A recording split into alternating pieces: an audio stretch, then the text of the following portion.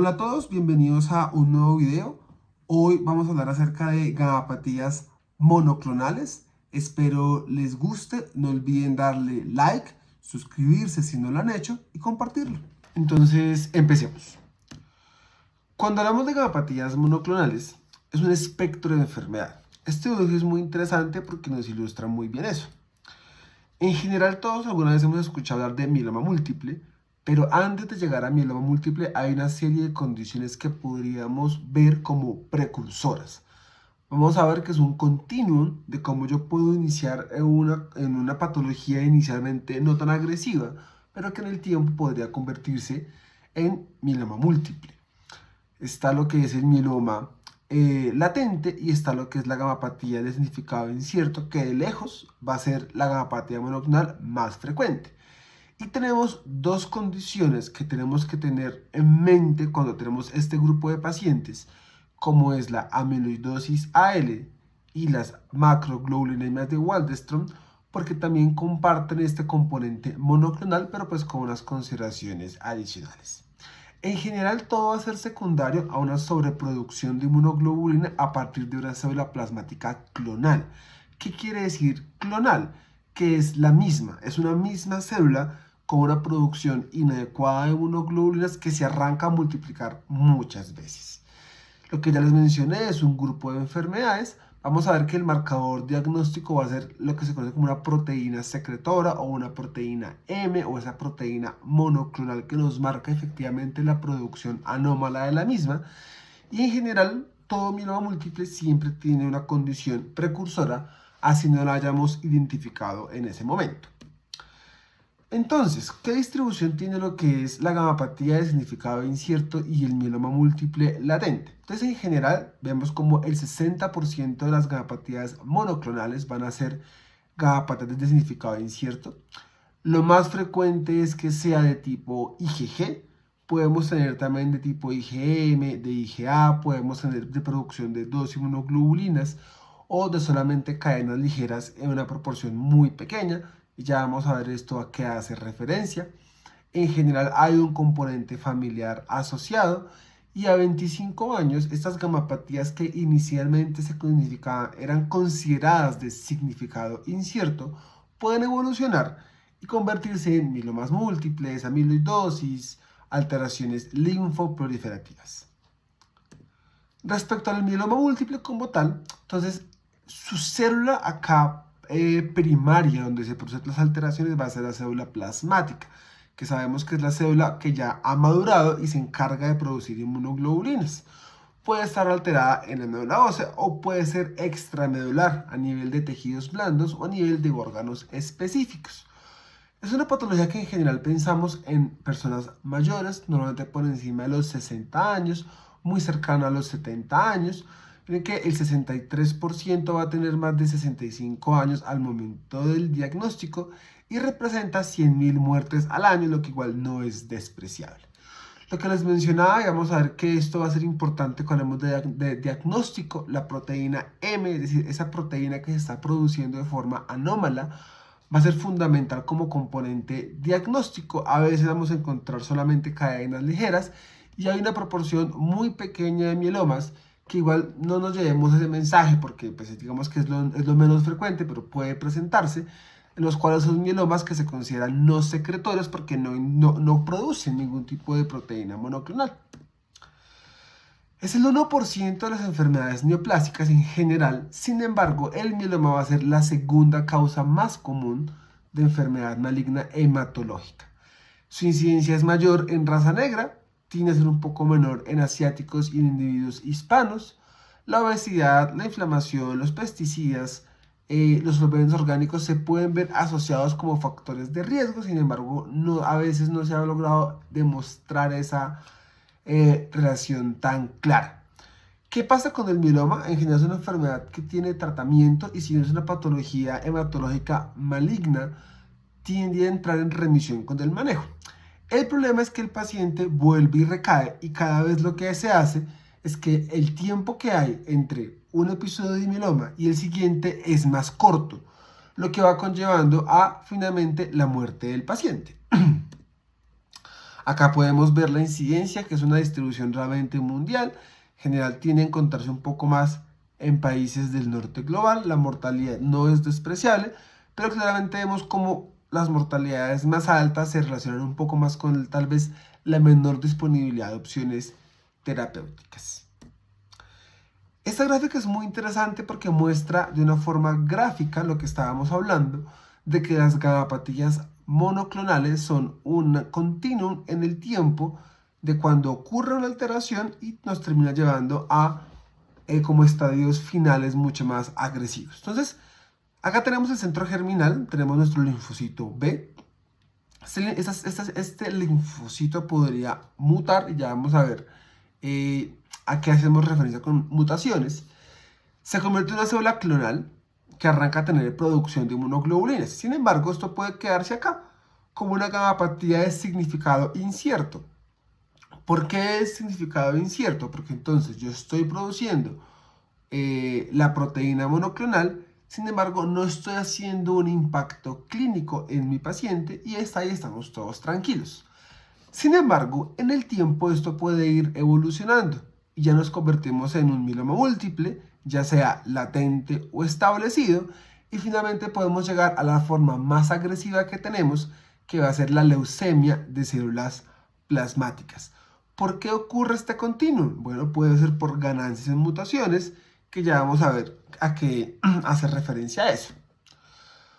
Antes de entrar a ver la fisiopatología de la gamapatía monoclonal, debemos recordar unos conceptos de inmunología, porque ahí es donde está como la clave para entender lo que está ocurriendo en nuestro paciente.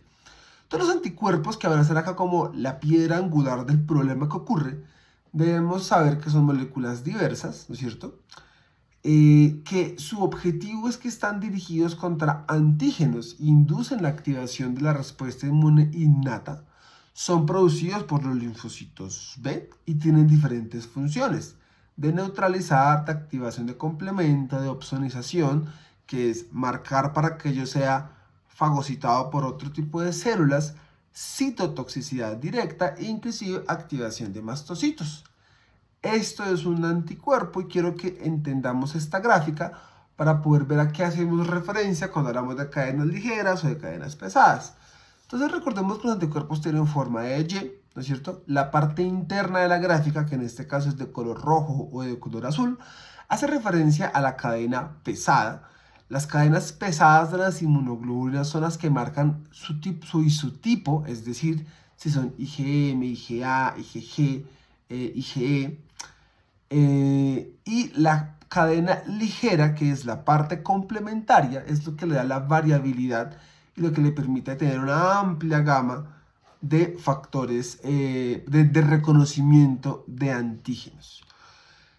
¿Esto qué ocurre? Entonces, cuando lo vemos en el proceso de desarrollo, hasta que yo tengo un linfocito maduro, yo inicialmente tengo una producción de cadenas kappa y lambda.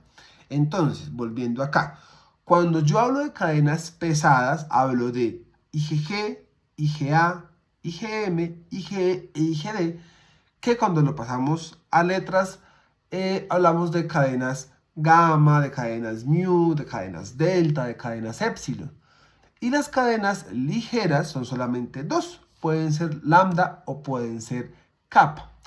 Esas cadenas el cuerpo las va tratando de agrupar, entonces él pone su cadena pesada y le agrega su cadena ligera.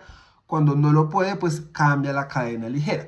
Entonces ya vamos viendo por qué, si yo tengo problemas en esta producción de las células plasmáticas, voy a poder empezar a medir esas cadenas ligeras, esas cadenas pesadas, tratando de encontrar dónde está la sobreproducción. Recordemos que el receptor del linfocito B también es una inmunoglobulina que normalmente nace siendo como una IgD y luego va mutando y se va convirtiendo en las diferentes isoformas dependiendo del estímulo. ¿Qué es esto? Entonces, los anticuerpos sufren dos procesos.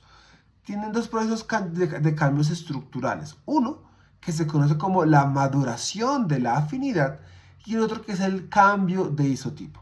Entonces, la maduración de la afinidad es cuando el receptor que tiene el anticuerpo, compuesto por la cadena pesada y la cadena ligera, cambia su configuración para hacerse mucho más específico frente a determinados antígenos. Y el cambio de isotipo es cuando yo tengo mi molécula original de inmunoglobulina, que normalmente es una IgM o una IgD, y se convierte en IgG, en IgE o en IgA, dependiendo de los requerimientos que esté en ese momento solicitando la inmunidad. Esto ocurre mediante este proceso, es un ejemplo, es una gráfica un poco pesada, pero más allá de tenerlos a ver cada paso, el resumen es que el cuerpo hace una serie de cortes a nivel del material genético de esas cadenas pesadas y esas cadenas ligeras, las modifica, las vuelve a rearmar y eso es lo que hace que podamos tener toda esta amplia gama de afinidad y que yo pueda cambiar el isotipo de las inmunoglobulinas. ¿Cuál es el problema? Que este proceso es un proceso altamente susceptible a errores.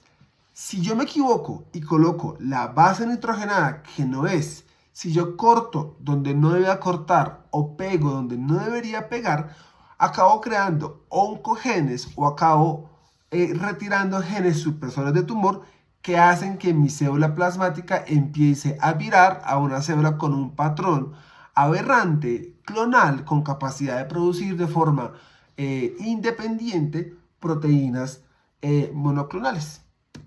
Entonces ahora pongamos toda esa parte de la inmunología en el contexto de la enfermedad. ¿Qué pasa? Entonces, las señales que inducen el desarrollo del linfocito B se ven alteradas. Este reordenamiento BDJ, que es lo que veíamos previamente, que nos da el repertorio de inmunoglobulinas, también se ve afectada. Podemos tener fusiones aberrantes y hay diferentes defectos cromosómicos que, además de tener implicaciones pronósticas en la enfermedad, pues también explican lo que va ocurriendo. Hay translocaciones como la 414, por ejemplo, que lleva a la disregulación epigenética, la translocación 1114, aumentando la cantidad de ciclidina 1. Podemos tener aneuploidías e hiperploidías que también nos afectan y nos favorecen el desarrollo de mielomas. Diferentes de lesiones que van a alterar el ciclo celular y llevan a que la célula se vuelva inmortal y ahí como su capacidad de ser clonal. Y tenemos una serie de mutaciones secundarias que pueden irse acumulando, que es lo que hacen además que podamos pasar de estadios inicialmente latentes, asintomáticos, no tan severos, a formas más agresivas de la enfermedad. También puede haber metilaciones o hipometilaciones del material genético que pues, nos afectan estas vías. Entonces, esto es lo que les mencionaba. Vamos ganando mutaciones primarias, mutaciones secundarias, las hiperploidías o las aneuploidías, que al final lo que llevan son afectaciones en el ciclo celular, compromiso directamente en la regulación de las topoisomerasas, activación directa en receptores y en vías intracelulares. Podemos tener mutaciones de ganancia, mutaciones de pérdida, genes que amplifican, genes que dejan de amplificar, y todo eso acaba afectando el adecuado desarrollo de la célula plasmática, produciendo una célula plasmática aberrante, inmortal, con una producción disregulada de inmunoglobulinas, que finalmente es lo que nos lleva a nuestra enfermedad. Ahora bien, el problema del mieloma es que toda esa producción anómala de proteínas empieza a dañar diferentes órganos. Y vamos a ver que hay una palabra que alguna vez han escuchado, si no nos llevaremos como mensaje, que es el componente CRAP, que son algunos síntomas específicos que ya vamos a empezar a desglosar. Pero ¿por qué se presentan? Es que el problema es que no solamente tengo una célula que arranca a producir proteína de más, sino que también tengo un ambiente inflamatorio que se ve completamente disregulado, tanto a nivel de la médula ósea como a nivel del hueso como tal. Tengo una disregulación en células B, T, natural killer y las células que me regulan los osteoclastos. También hay un papel de las células del estroma de la médula ósea. Y tengo también inducción de receptores y correceptores que hacen que las células se empiecen a mover en espacios donde normalmente no deberían estar. Arranca a tener esa proliferación maligna a nivel del centro germinal. Las células del mieloma interactúan con integrinas, caderinas y selectinas que las mantienen atrapadas ahí. Y tengo una producción de componentes más allá solamente del osteoblasto y el osteoclasto que arrancan a generar un ambiente inflamatorio y un ambiente con un potencial de destrucción grande. Tengo papel de la interleuquina 6, de la interleuquina 10, de los factores de crecimiento vasculares, del factor transformante de crecimiento beta, del factor parecido a la insulina tipo 1. Y eso nos induce lo que hablábamos de ciclos autocrinos y ciclos paracrinos. Se ven afectadas las vías de los osteoblastos, de los osteoclastos, se aumenta la vasculatura dentro de la médula ósea, tengo estimulación de apoptosis, tengo inhibición de angiogénesis y tengo pues todo esto en forma conjunta. ¿Qué es todo esto? Entonces vean cómo tengo la célula del mieloma, tengo las células T, las dendríticas, los macrófagos, los osteoblastos y osteoclastos, y toda esta interacción entre ellos nos lleva a este ambiente inflamatorio que favorece que favorece angiogénesis, que favorece destrucción ósea y que favorece un estado proinflamatorio. Y esto respecto a mutaciones es el mismo dibujito que veíamos inicialmente.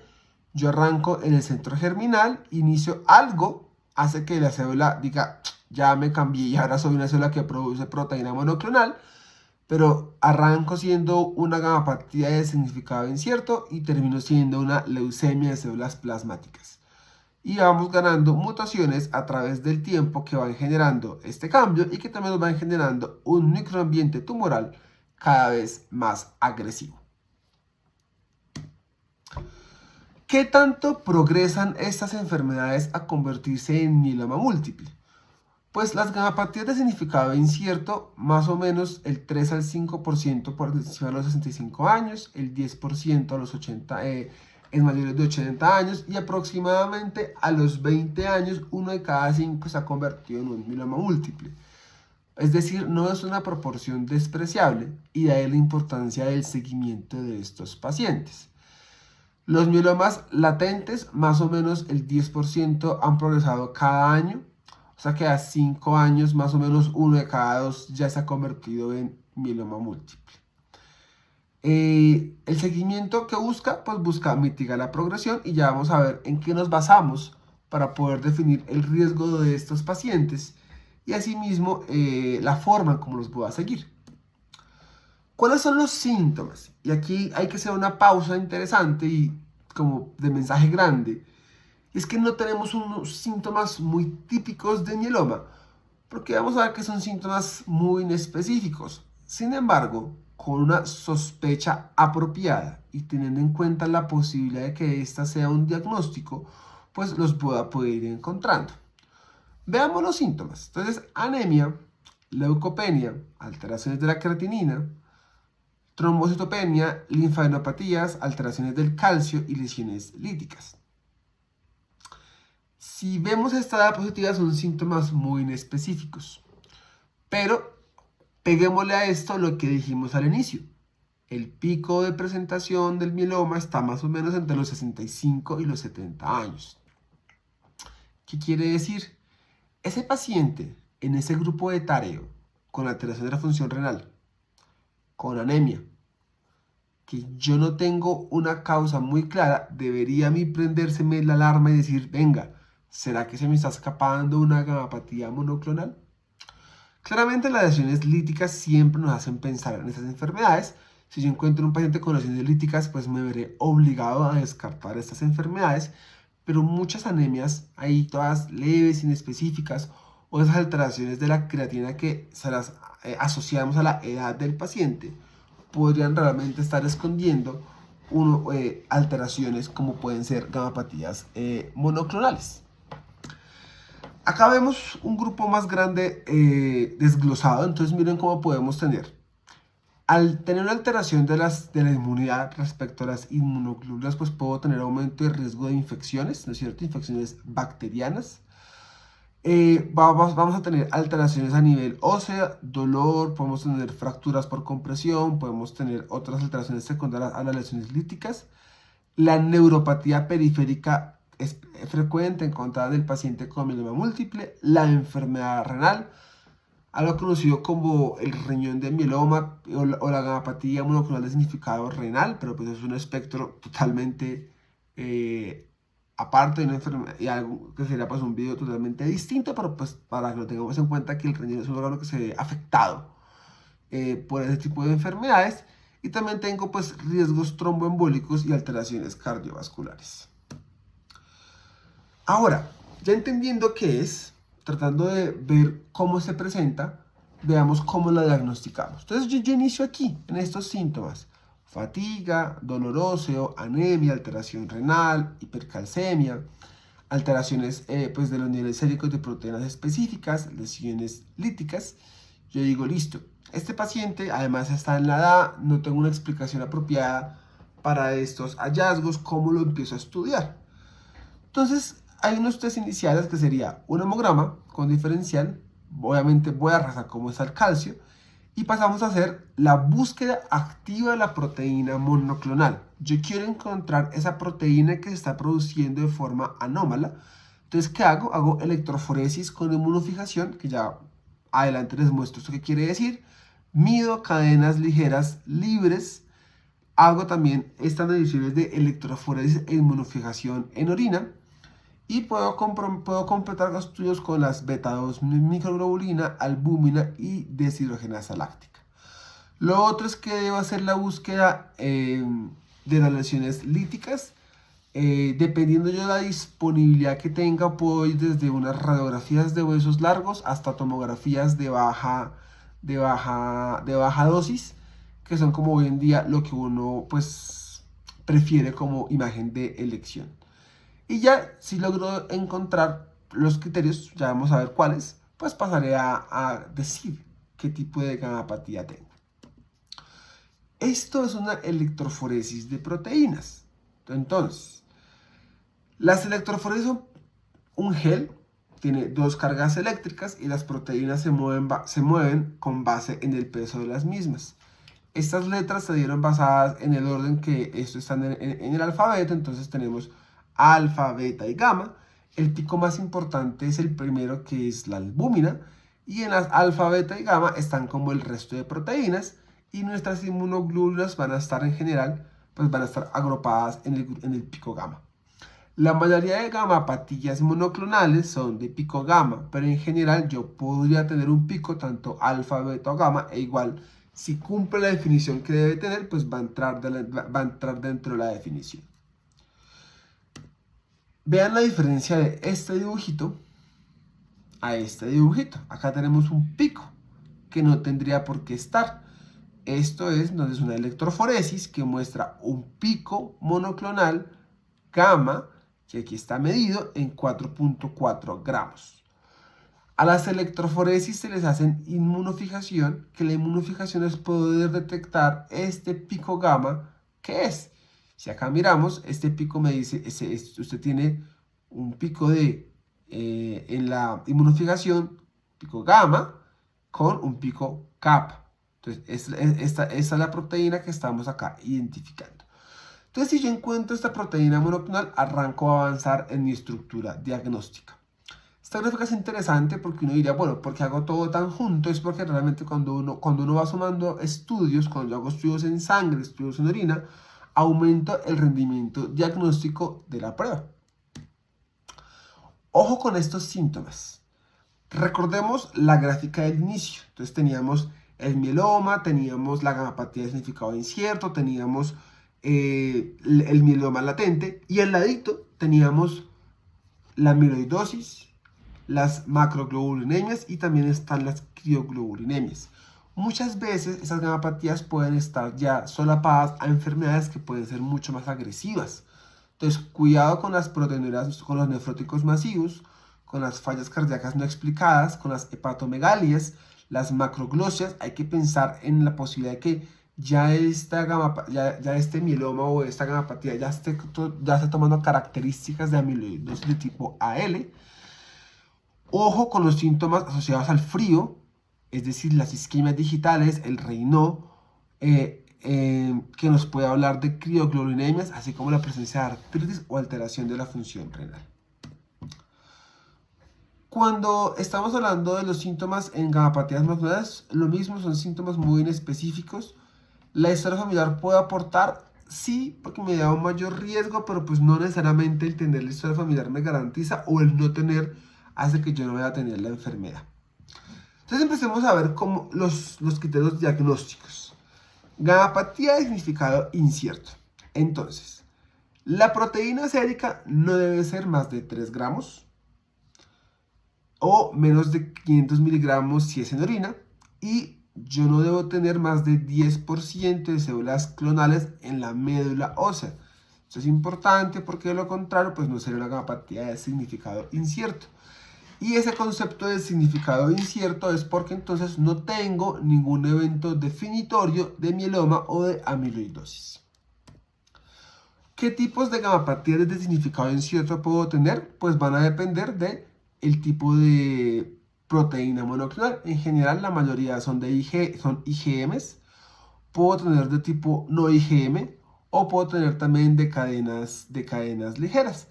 Miren lo que hablábamos de los criterios diagnósticos, nuevamente lo mismo, menos de 3 gramos, menos de 10% en la médula, sin evidencia de síntomas, acá es exactamente lo mismo, y en caso de las cadenas ligeras, acá el punto es que tenemos una relación alterada de cadenas ligeras, kappa y lambda, con un aumento pues de la que está involucrada. No tenemos cadenas pesadas detectadas en la inmunofijación, y también se debe cumplir el criterio de tener menos de 10% de células plasmáticas aberrantes en médula ósea o clonales y sin síntomas definitorios de mieloma.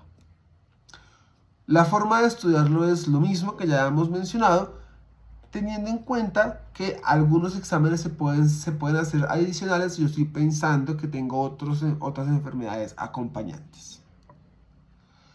Hay diferentes formas de estratificar el riesgo en la gamapatía de significado incierto. En general se usan los criterios de la clínica Mayo, que dice que usted coge qué tanta proteína M tiene, qué tipo, si es IgG o no, y si tiene alterado la relación de las cadenas ligeras. Si tengo 0, 1, 2 o los 3, pues tengo un mayor riesgo de progresión a 20 años, lo que hace que mi seguimiento sea mucho más estrecho. Si es de bajo riesgo, con una expectativa de vida por encima de 5 años, pues yo lo sigo cada 6 meses, y si está estable, después cada 2 años. Si no es de bajo riesgo, con expectativa de vida por encima de 5 años, lo sigo cada 6 meses por 2 años y después anualmente.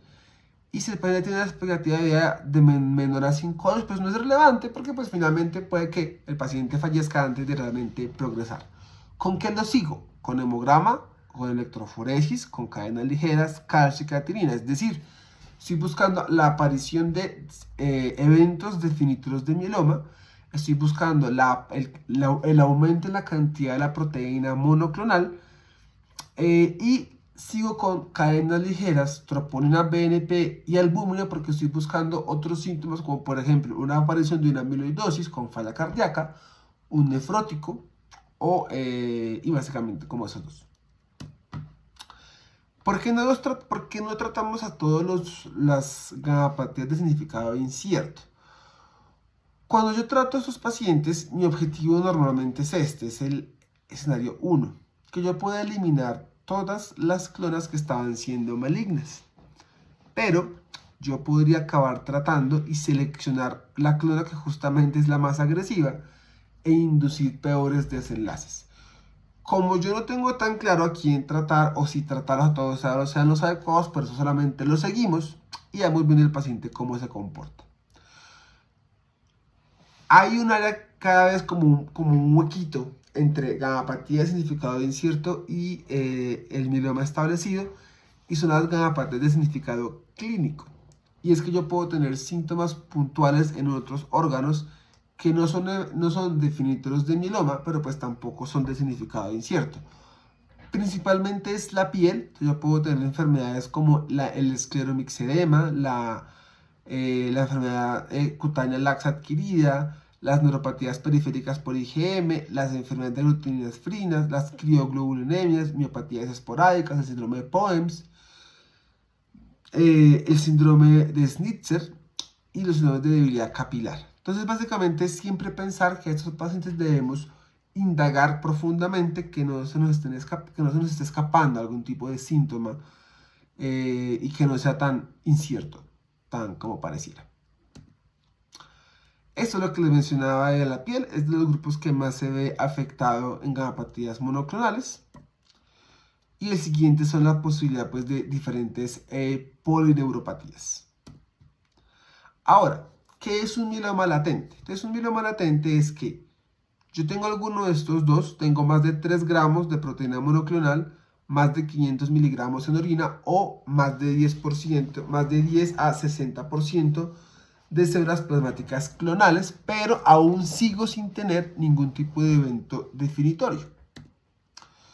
¿Cómo estratifico el riesgo de los mielomas latentes? Tengo esta regla, por ejemplo, del 2-20-20 o 20-20-20 según las unidades, que es que yo tenga más de 20% en la médula ósea, más de 2 gramos de pico de proteína y una relación de más de 20 de cadenas ligeras. Y esto me establece qué tanta va a ser la progresión mía a mieloma múltiple. Eso también es lo que va haciendo que el paciente defina cómo lo va a seguir. Las enfermedades de bajo riesgo con vigilancia activa. Y acá es donde algunos grupos de mielomas latentes de riesgo intermedio alto tal vez podrían beneficiarse de algún tipo de tratamiento. El seguimiento lo hago igual con electroforesis sérica, proteínas, cadenas de inmunofijación, tratando de buscar ese cambio en la proteína, ese cambio del riesgo o la aparición de síntomas definitorios. Y ahora sí, ¿qué son eventos definitorios? Si yo tengo una médula ósea con más de 10% de células plasmáticas o una biopsia compatible con plasmocitoma, ya estoy hablando de mieloma múltiple. Aquí no me interesa la cantidad de proteína monoclonal, no me interesa qué tanta proteína M era en sangre o en orina. Si yo tengo más de 10% de plasmocitos clonales en la médula ósea, eso se considera como un mieloma múltiple. ¿Y eso a qué le va asociado? Pues va asociado con los síntomas. ¿Y cuáles son esos síntomas? Calcio sérico por encima de 11 miligramos, creatinina sérica por encima de 2 o tasa por debajo de 40, anemia con hemoglobina por debajo de 10 y una o más lesiones osteolíticas. Caemos calcio, riñón, anemia, hueso. O puedo tener otros 3 marcadores como son una médula ósea con más de 60%. Por eso el criterio de mieloma múltiple latente es entre 10 a 60%. Que tenga una o más lesiones osteolíticas encontradas en resonancia, o que la relación de las cadenas involucrada, no involucrada, o sea, capa lambda o lambda capa, dependiendo cuál sea por encima de 100, y que la que esté involucrada esté por encima de 10. Esto es lo que me permite a mí definir o diferenciar un mieloma latente o una gamapatía de significado incierto, porque no tienen nada de esto asociado. Veámoslo de forma gráfica. Entonces, si yo tengo la proteína que está menor a 30 gramos, pues todavía estoy siendo gamapatía de significado incierto. Si pasé de ese umbral y ya tengo más de 3 gramos o tengo más de 10% de plasmocitos, pues estoy acá en el mieloma múltiple latente. ¿Por qué? Porque no he hecho esto, que es la hipercalcemia, la alteración renal, la anemia o la enfermedad ósea. Y estos que son nuevos, que es cuando yo tengo más de 60% o tengo más de 100 de degradación de las cadenas o más de 2 lesiones focales. Entro a hablar de mieloma múltiple. Esto refuerza mucho la idea que también me parece importante que nos llevemos, y es que es un continuum de diferentes escenarios. ¿Qué factores influyen en que un paciente con mieloma le pueda ir mejor o peor? Entonces, las alteraciones genéticas, las formas de la enfermedad, cómo responde al tratamiento, si tengo enfermedad fuera de la médula, el tamaño del tumor, que acá el tamaño, como son células, como son tumores hematológicos, es un subrogado a partir de exámenes, es decir, a partir de plaquetas, LDH, albúmina y beta-2 microglobulina. La edad del paciente, esa fragilidad, las comorbilidades y pues qué tanto acceso tenga a las diferentes opciones de tratamiento. Acá vemos las diferentes mutaciones que podemos tener y su impacto que tienen. Algunas son factores positivas u otros pues van a ser negativas, por eso es que se buscan. Entonces la deleción 17p53 que afecta al p53 es un marcador que tiene un impacto negativo, ¿no es cierto? La translocación 414 mejora la sobrevida, pero puede también tener algunos impactos negativos. Translocación 1114, acá veíamos, puede ser de buen pronóstico. Las hiperdiploidías también funcionan como factores pronósticos de los pacientes. Esto no hay que aprenderlo, pero sí entender que la razón por la cual se hacen es porque nos permite saber cómo se comportan. ¿Qué uso para estadificar los mielomas? Entonces yo uso la beta-2 microglobulina, la albúmina, la LDH, las alteraciones cromosómicas y con base en esto paso a hacer estadio 1, estadio 2, estadio 3 y pues eso me afecta ¿a qué? Mi tasa de sobrevida a 5 años. Puedo tener enfermedad extramedular, puede ser primaria si fue al momento del diagnóstico o secundaria en el contexto de una recaída. Y pues yo puedo encontrar tanto a nivel del hueso o puede ser también a nivel de tejidos blandos. ¿Cómo trato el mieloma? Entonces, el tratamiento está basado en los inhibidores de proteasoma, como el bortezomib, y drogas inmunomoduladoras como la lenalidomida y la talidomida, así como la ciclosporina. El uso de esteroides, el punto es que, como decíamos al inicio, ningún tratamiento cura la enfermedad, la lleva a la remisión y esperamos que esa remisión sea durante el mayor tiempo posible. Y ahora estamos teniendo la posibilidad de usar anticuerpos anti-CD38 con mayores tasas de respuesta. Entonces acá vemos los inhibidores del proteasoma, bortezomib, tenemos inmunomoduladoras, tenemos anticuerpos monoclonales y el uso también pues de esteroides. Y acá creo que les dije, eso es ciclofosfamida. Acá la podemos ver, entonces la pregunta es, ¿el paciente es candidato o no para trasplante? Entonces yo el paciente lo diagnostico, le evalúo el riesgo, dependiendo si el paciente es pues, candidato a trasplante, pues este va a ser lo primero que se hace. Si el paciente no lo es, pues irá a manejo con 3 o 4 medicamentos. Y importante, pues son las complicaciones relacionadas al mieloma. Entonces, ¿qué tenemos? Podemos tener infecciones, enfermedad cardiovascular y alteración renal que nos llevan a mortalidad temprana. Las neuropatías periféricas y las diarreas también secundarias al tratamiento. Obviamente por toda la fisiopatología que hemos hablado, la enfermedad ósea va a ser muy relevante.